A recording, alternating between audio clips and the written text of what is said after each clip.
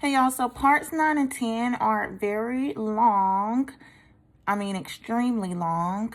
And for good reason, I guess, because I did spend more time with this guy than I spent with that other guy. But the thing is, guys, as I continue to remove anxiety, you know, from my mind, from my life, I have to acknowledge when I'm feeling anxiety. And it took me a really long time to write out what I was going to share for parts 9 and 10 because of all the anxiety surrounding that relationship. And I don't think I can just be on camera and share it all. So I'm just going to share with you guys all I wrote. So that's going to be parts 9 and 10. I will read it aloud. All right, y'all. So let's go ahead and talk about this. I do feel like going ahead and sharing and finishing up this series is part of my healing. So I had moved from Florida to North Carolina, and this was August 2020. And I did continue to text Jamarcus every now and then. I didn't want him. His messages and everything sounded as though, he wanted me again, but I didn't want him. I just wanted to talk to a man, and I knew I could talk to him whenever. So I would just, make small talk with him. But I moved to North Carolina, and again, that was August 2020. And I asked my brother if there was anything he was, expecting of me. Well, if there was anything that was required of me. I asked him that like at least 3 times, and each time he said no. I asked him this because I knew he was going to get deployed the following month, and his wife, had seizures sometimes. But he told me no, and he got deployed, and it was when it was on the day when he was, supposed to be leaving. He was like, Ashley, I'm gonna need you to step up. I'm like, what do you mean by that? But he didn't answer me. I guess he felt a little prideful, because his family was walking out the house to join us. But he left, and I continued to drive, um, his wife and his kids around. Um, I started getting tired of being in that area. I would drive to Raleigh sometimes, and I just felt like I belonged there. Sometimes I would just even go to Raleigh and just sit in a Walmart parking lot, and just sleep there because it just felt right being there. It felt right being in that city. And so, I was encouraging Sarah, to make friends and, meet people. There were some people at a church, wanted to befriend her, but she wouldn't respond, to their texts and everything. I think maybe she had anxiety, and, everything was just new. Everything was new. I understand things are hard sometimes. But I was going to Georgia one day to visit my sister, and I asked her multiple times if she wanted to come along, and she said no. And while I was there in Georgia, my brother messaged me asking me when I could get back, saying that Sarah had fallen down the stairs. She had a seizure. She fell down the stairs during a seizure, and it caused her to break her arm. And he wanted me to be there with their kids. And I told him I wasn't going to return for a couple of days. You know, I was trying to spend time with my sister. I had asked Sarah multiple times if she wanted to come along, and I was waiting for my sister to do my hair. All of that may sound selfish, but it really wasn't.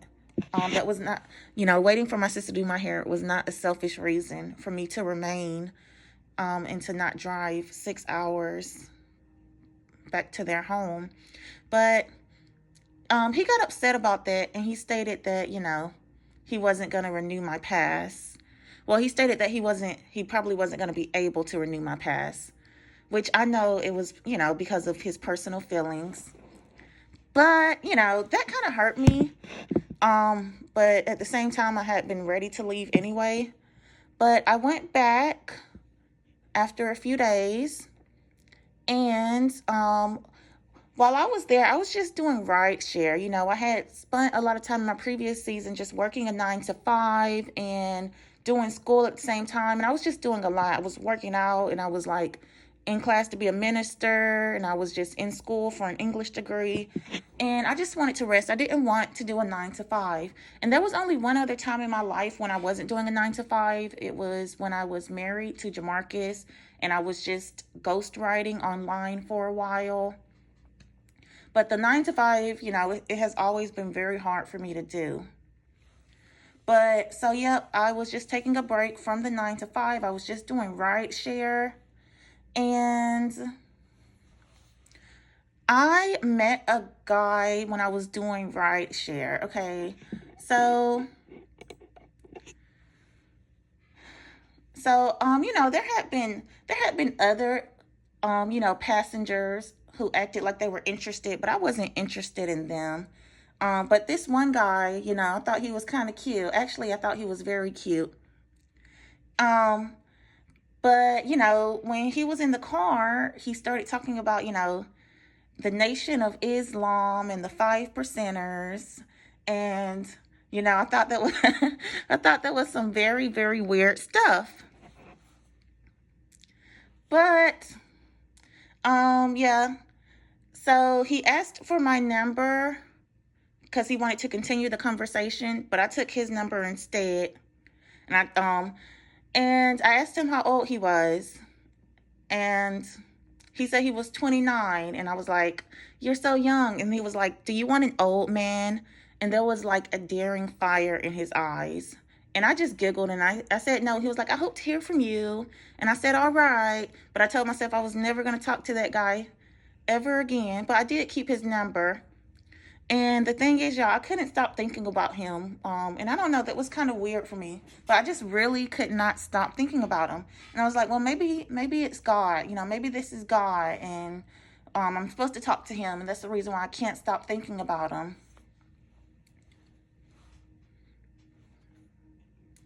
But so I was in Georgia. Let's see here. Yeah, so during this time, this is actually the time when I went to Georgia. Yep, so I had went to Georgia to see my sister and for her to do my hair. And my brother texted me asking me if I could come because Sarah had fallen down the stairs and broke her arm, and that's when I said no. And then I started texting this guy. He said his name was Marco, and I started texting him, and then I didn't text Jamarcus ever again. And I remember telling my mentor at the time that, I didn't think I wanted to talk to Marco because his name had the letters MAR, and those same letters were in Jamarcus's name. And she laughed. But when I was talking to him on the phone one night, he told me that his name was Marcus and that Marco was just his nickname. And I didn't like that, but I didn't say anything about it. I didn't mention that, hey, you have the same name as my ex-husband. But all I remember is that he loved talking and I loved listening. And I was like, inwardly, I was like, maybe I shouldn't talk to somebody who has like a name that's similar to my ex-spouse's. But I was like, maybe I'm just overreacting. And then I actually got on Google and I was like, I typed in, should I talk to someone who has the same name as my ex? And the article I clicked on, said something very positive. So I gave it a shot. I was like, well, people aren't their names. Good old Google, right? It'll never steer you wrong. So, y'all, I went to his house and we watched Rush Hour. And let me tell you, he was shirtless.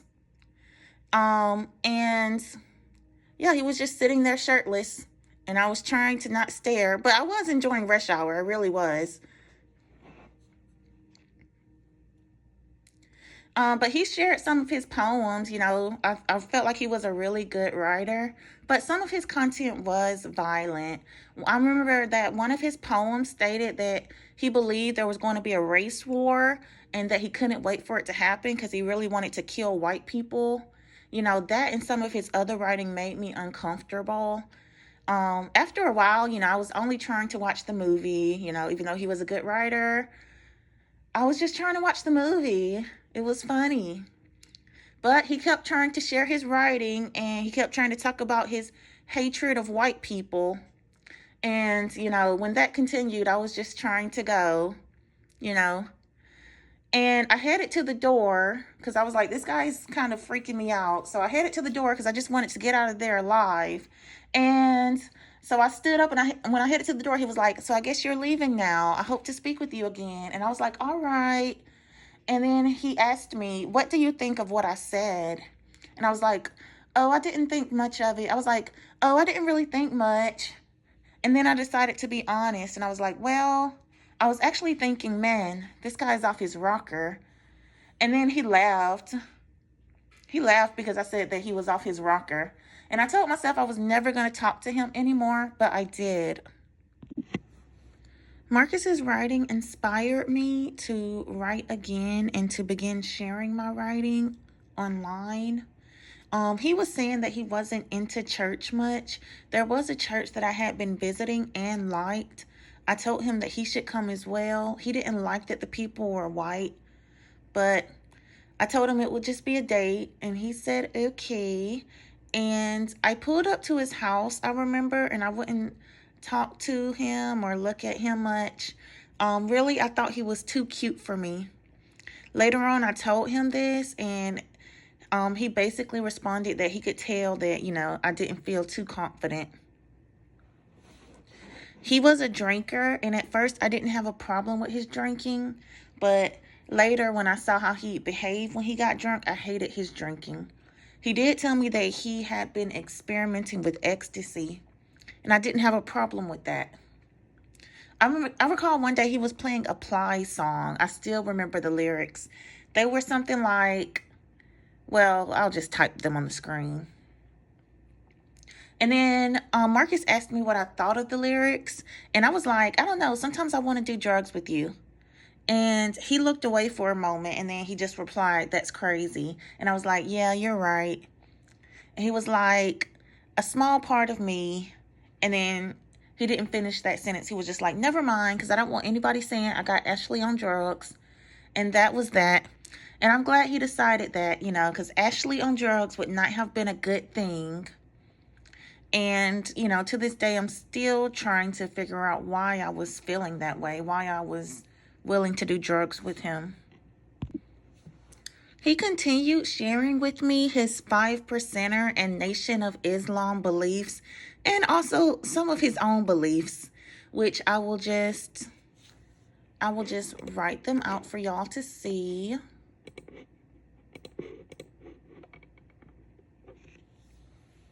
I recall telling him that he reminded me of my father. He brought to my life a mixture of familiarity and newness.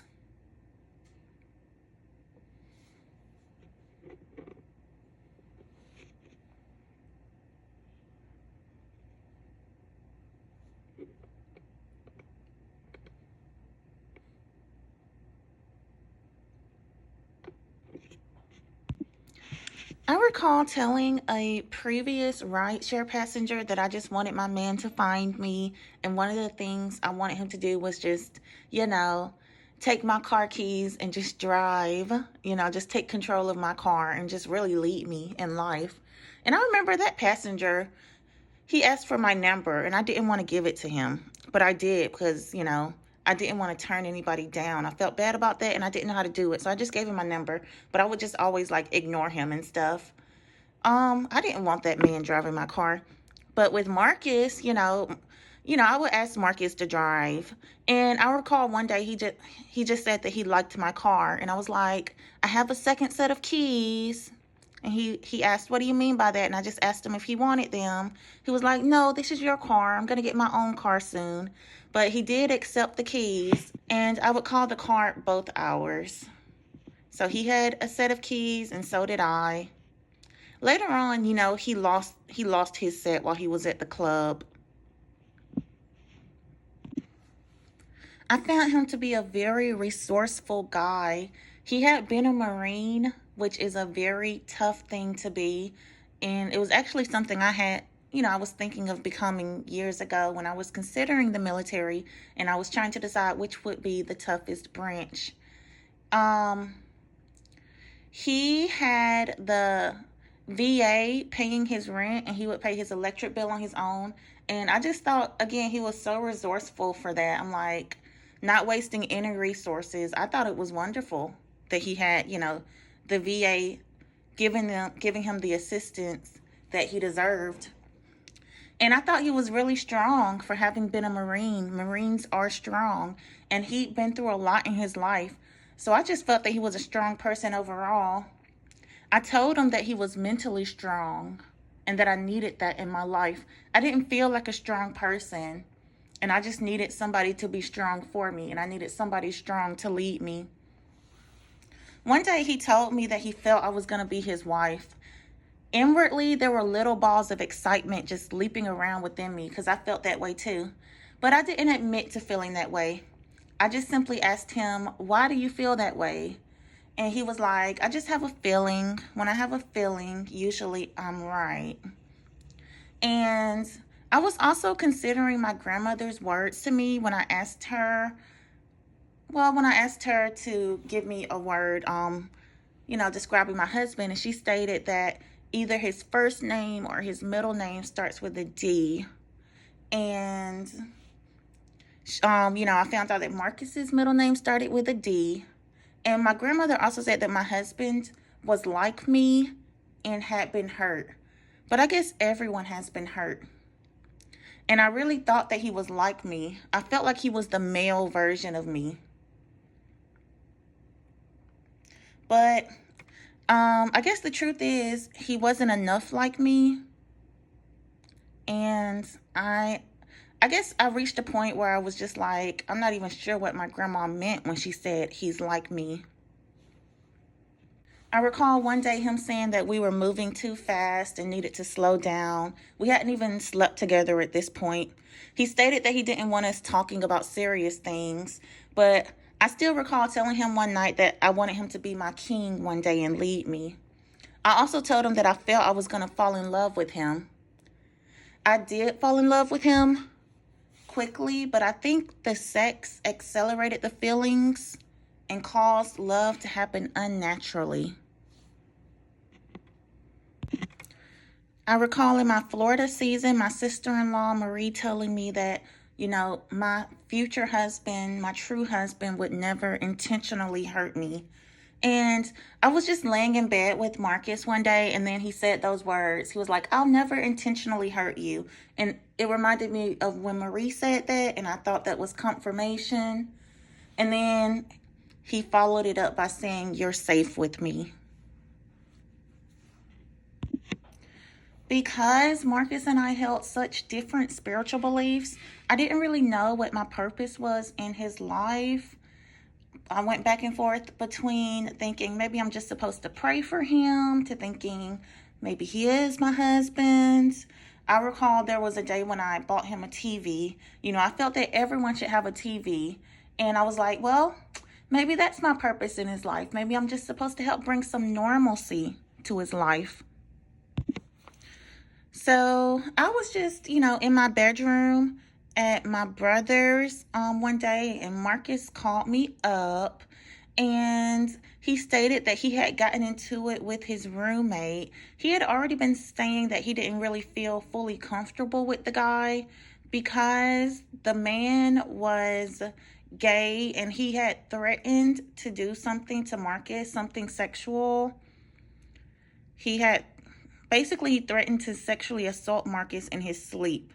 And so the guy thought it was funny, but Marcus didn't think it was funny at all.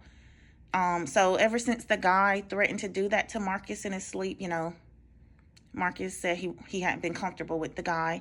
But he called me on this particular evening stating that he and his roommate had gotten into it because his roommate had called me ugly.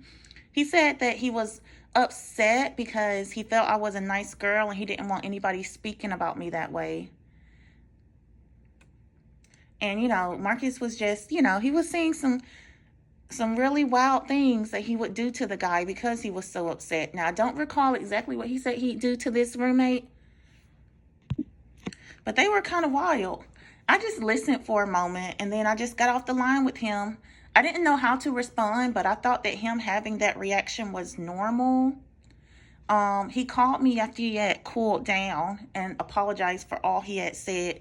It wasn't really a big deal to me. It wasn't a big deal to me what his roommate had said, with his roommate calling me ugly. And it wasn't a big deal to me what Marcus was saying that he would do to his roommate. I didn't consider that a red flag. I didn't consider his threats, towards his roommates to be a red flag. And I just figured that his roommate was just jealous that Marcus was dating me. I did not like Marcus's mother, and I hadn't even met her at this point, but he would tell me that she would physically and emotionally abuse him when he was a kid because of his ADHD. And when they would talk on the phone, she'd just berate him for extremely long periods of time, like hours. And I recall just one day we were just sitting outside in the car, sitting outside his house, and she was on the phone with him. And let me tell y'all what I did. I started doing something as a sign of disrespect towards her. I'm not going to say what I did. I'll just write it. But his mother was aware that he was seeing someone, but I recall that she texted him a picture of him and his ex-girlfriend one day, even though she was aware that he was seeing someone. I was just lying with him, and then that picture came through. And this girl, let's call her, I don't know. We'll just call her G, okay? And I recall just one day, she knew he was seeing someone, but she was just trying to talk to him on the phone for a long time. And he was just trying to get off the phone, and she was trying to keep him on the phone. And she knew I was there with him. She just said, "Hi, Ashley." And I didn't respond. He finally, got off the phone with her, and I told him that I felt like she was just trying to keep him in her back pocket so that when he became what she would deem successful, she could still decide whether or not she wanted him. I liked being around Marcus, and in his neighborhood, his street had many a deep pothole, okay? Many deep potholes. And he obviously lived on an impoverished side of town, but I liked being around him.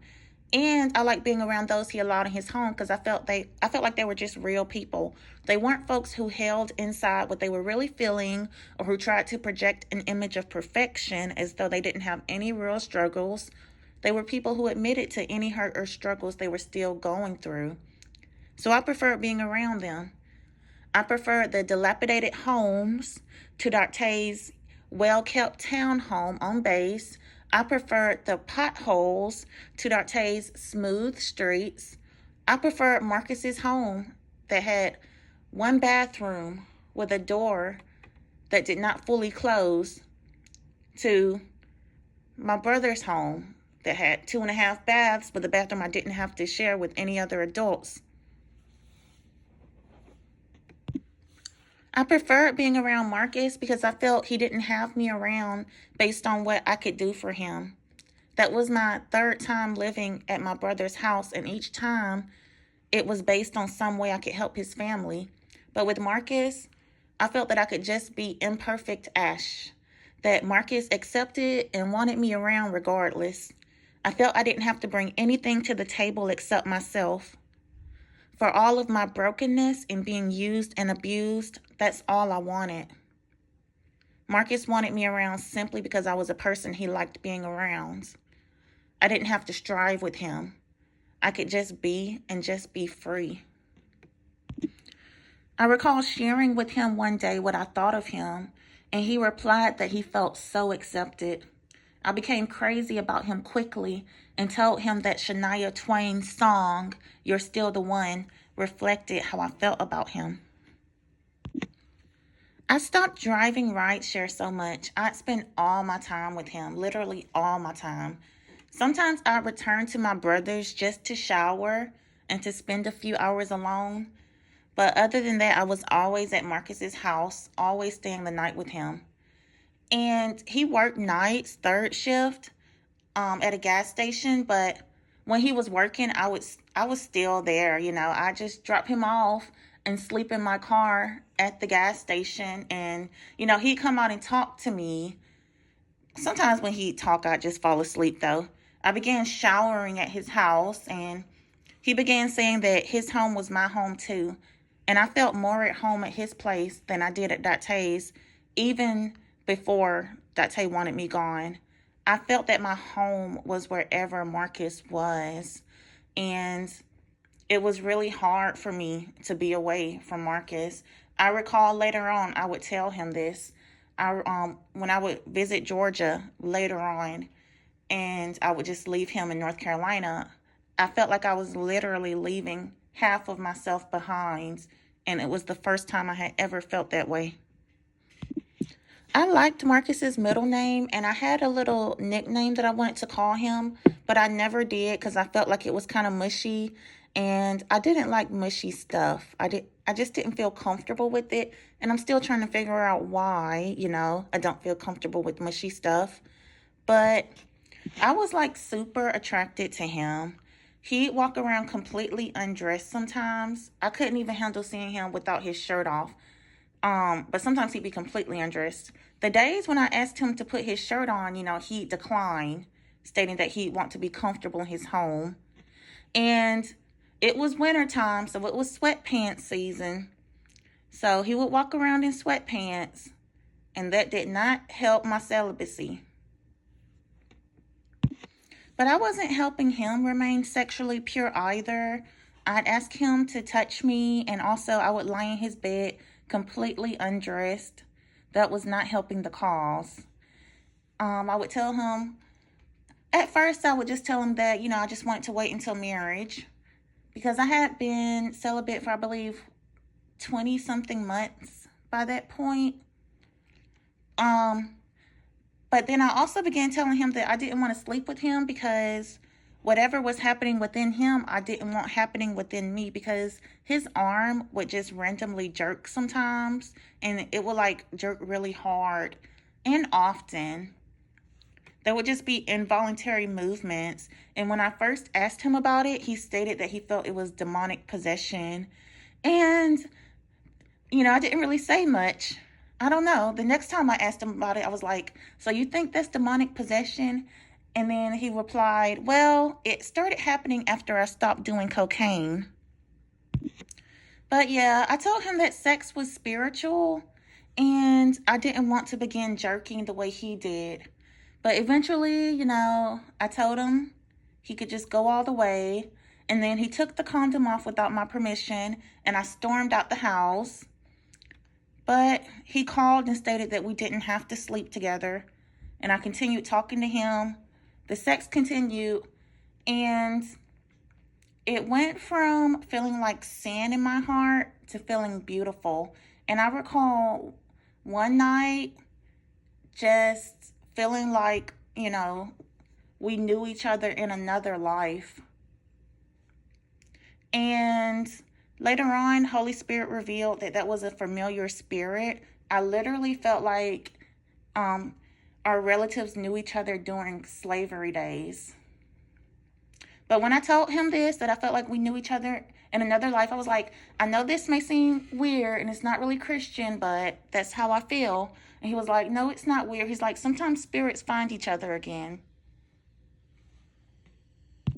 Every now and then, he would say something silly that would show that, I don't know, where his mind was at, maybe even where his heart was at, because we speak what's in our heart. But I recall just being in his bed one day and, just hearing him tell his roommate, well, I'm just going to write it. I don't think I asked him about it. Y'all, let's fast forward a little bit to when I began living with him. So one of my arms began jerking. It jerked for like a day or two. It would happen in my sleep and would wake me up. I told Marcus that it was happening, and he didn't believe me at first. When he saw it for himself, he first asked if I was doing it on purpose. Then he saw that I wasn't doing it on purpose, and he agreed that it happened, in my sleep. And I was like, yeah, you put your demons in me. And then he asked how, and I'm like, through sex. But maybe somebody was praying for me because the jerking did not continue to happen. It stopped completely. Sometimes he would say strange things about the jerking. I know he really hated it, and I hated that it was happening to him. I recall one day when we were in church, his arm was jerking. I mean, it would jerk when he was, obviously stressed out, or sometimes in church. Not every time in church, but once when it was happening in church, he said his demons were fighting the Holy Spirit. That's what he said. That's what he said as to why it was happening in that moment. But, towards the middle and end of our relationship, I don't recall the jerking happening at all. And I know it didn't happen at all when we were visiting my family.